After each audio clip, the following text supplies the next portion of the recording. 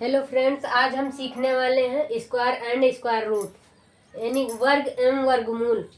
और दूसरे इसी में सीखेंगे क्यूब एंड क्यूब रूट यानी घन एवं घनमूल। तो ये क्या होता है आज हम बिल्कुल बेसिक से जानेंगे। वर्ग किसी भी संख्या को वर्ग वर्ग यानी किसी भी संख्या को उसी संख्या से भाग देने पर गुणा करने पर जो नई संख्या प्राप्त होती है उसे वर्ग कहते हैं। और जो उसका मूल होता है अर्थात इसमें जिसे किसी भी संख्या को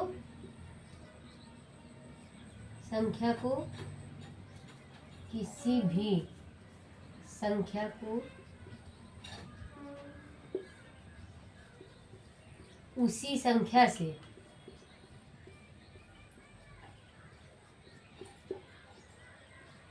गुणा करने पर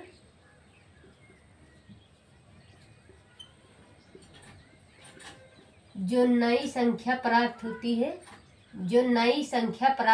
है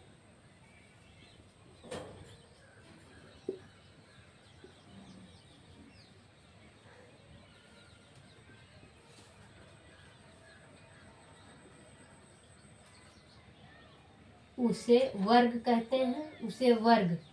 उसे वर्ग कहते हैं।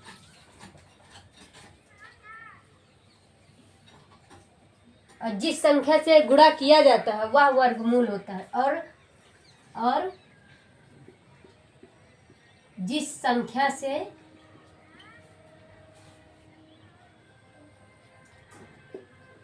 गुणा किया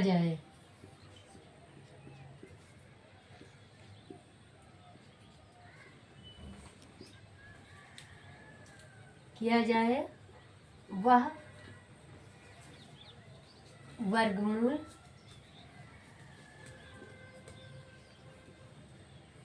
होता है। जैसे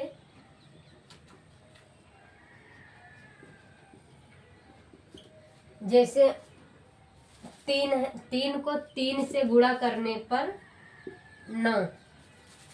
तीन को तीन से गुणा करने पर 9 प्राप्त हुआ। और इसमें तीन वर्गमूल है। और ये जो 9 नई संख्या प्राप्त हुई 9 ये वर्ग है। इसमें 3 को 3 से गुणा करने पर 9 प्राप्त हुआ तो जो वर्ग है। और 3 स्वयं वर्गमूल है। जिस संख्या से भाग दिया जाता है वह वर्गमूल होता है। और जो नई संख्या प्राप्त होती है उसे वर्ग कहते हैं। तो आपको एक से कम 1 से 15 तक स्क्वायर रूट निकालना आता हो तो चलिए इसमें देखते हैं। तो बने रहिए। जैसे पहले एक को 1 से गुणा करने पर क्या मिला? 1 को 1 से गुणा करने पर 1 ही मिलेगा। 1 से 1 को गुणा करने पर 1 ही मिलेगा। फिर 2 को 2 से गुणा करने पर 4 प्राप्त होगा। ये वर्ग है, ये वर्गमूल है। जो इधर संख्या रहेगी ये वर्गमूल रहेगा और जो इधर संख्या रहेगी वो वर्ग रहेगा। तो 3 को 3 से गुणा करने पर 9 प्राप्त होगा।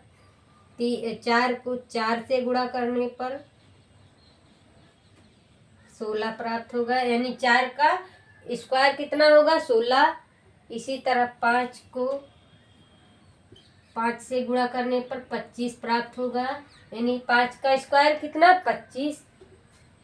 6 को 6 से गुणा करने पर 36 प्राप्त होगा। 7 को 7 से गुणा करने पर 49 प्राप्त होगा। 8 को 8 से गुणा करने पर 64 प्राप्त होगा। 9 को 9 से गुणा करने पर 81 प्राप्त होगा। इसी तरह 10 को, अब यहाँ पर इसे इरेज करते हैं, दूसरा फिर से दिखाते हैं 1 से 15 तक। फिर 10 को 10 से गुणा करने पर 100 प्राप्त होगा। 11 को 11 से गुणा करने पर 121 प्राप्त होगा। 12 को 12 से गुणा करने पर 144 प्राप्त होगा। 13 को 13 से गुणा करने पर 169 प्राप्त होगा। 14 को 14 से गुणा करने पर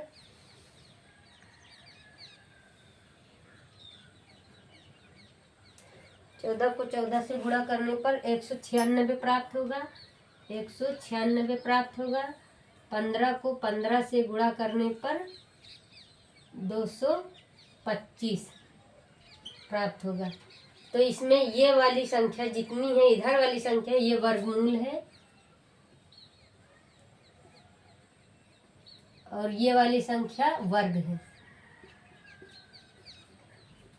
इसे इस तरह से सिंबल से डिनोट करते हैं, इस तरह से। स्क्वायर रूट का आगे हम क्वेश्चन भी हल करवाएंगे। तो सबसे पहले हमको ये जरूरी है कि इसका स्क्वायर रूट कैसे निकालते हैं। अगर जो कोई संख्या दी रखी हो, इसको हम और आगे डिटेल में बताएंगे।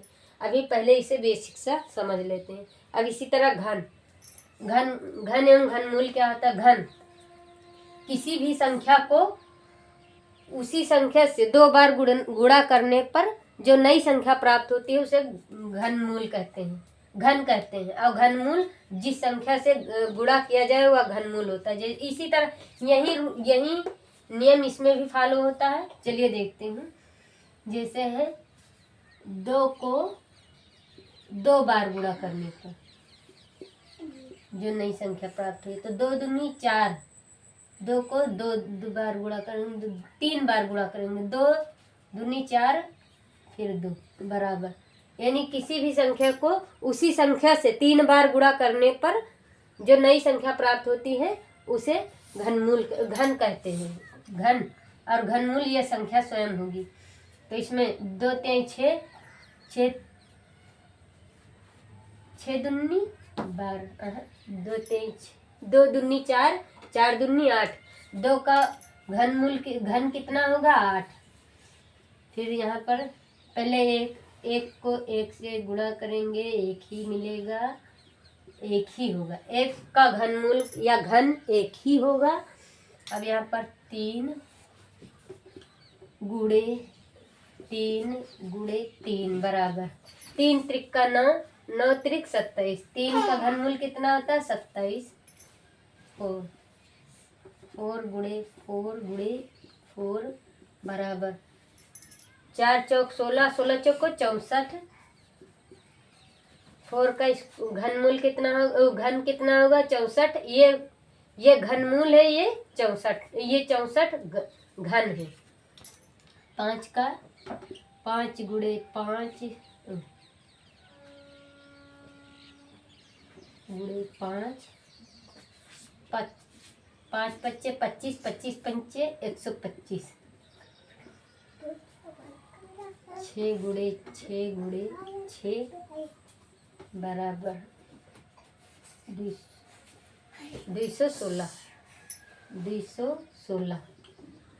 6 का घन कितना होगा? 216।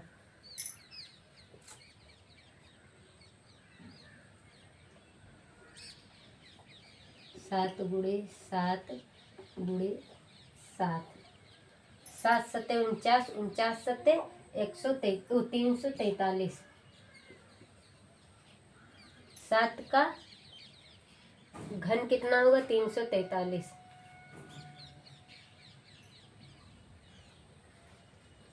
फिर यहाँ पर 8 गुणे 8 बराबर 512। यहाँ पर 8 का आपको याद भी रखना है। अगर जो ये सब चीज़ें याद ना रहे तो हम मैथ के क्वेश्चन हल नहीं कर पाएंगे। तो 512।